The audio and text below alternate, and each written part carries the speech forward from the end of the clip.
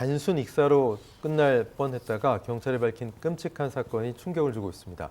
거제시 해상에서 일어난 사건인데 단순 익사가 아니다. 이 단서 경찰이 어떻게 뒤늦게 찾았을까요? 이 사건이 발생된 것은 지난해 10월 11일 오후 2시 10분에 경남 거제 그 옥포항 수변공원에서 윗옷을 벗은 50대 남성이 거기 수영 금지 그 팻말이 있음에도 불구하고 5m 수심 바다 속으로 뛰어 들어갔고요.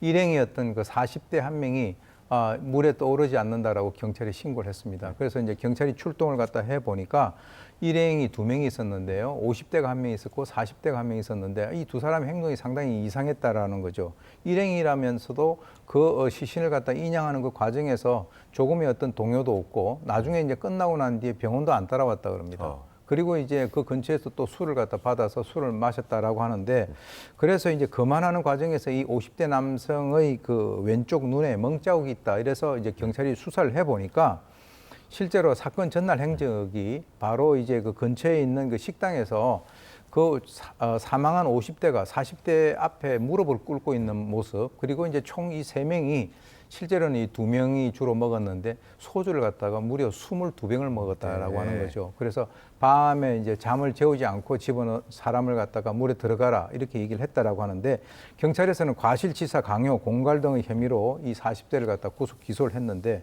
술을 한 사람당 거의 10병 이상 마시고 물에 집어넣는 게 이거는 어떻게 보면은 미필적 고의에 의한 살인이 아닌가 할 정도의 그런 상황이 듭니다. 떠오르는 사건이 있네요. 이은혜 사건이 떠오르고 있는데 심리적 지배, 가스라이팅에 의한 범죄 아니냐 이런 얘기도 나오고 있습니다.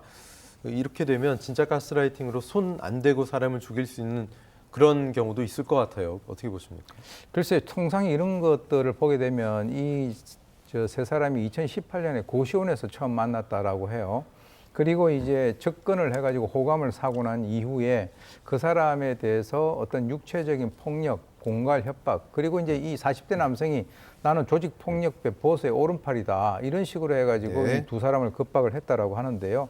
이 사람들로부터 기초생활 수급비까지 그 강취를 하는 등 이런 여러 가지 그 나쁜 행동을 했는데 글쎄요, 지금 사실 저런 상황이 된다면 상당히 비상식적인 그런 지시를 함에도 불구하고 본인이 거기에 결과적으로는 따르는 그런 일종의 가스라이팅이 벌어진 것이 아닌가라고 생각이 듭니다. 알겠습니다. 사건 사고 말씀 여기까지 듣겠습니다. 우윤성 교수님 고맙습니다.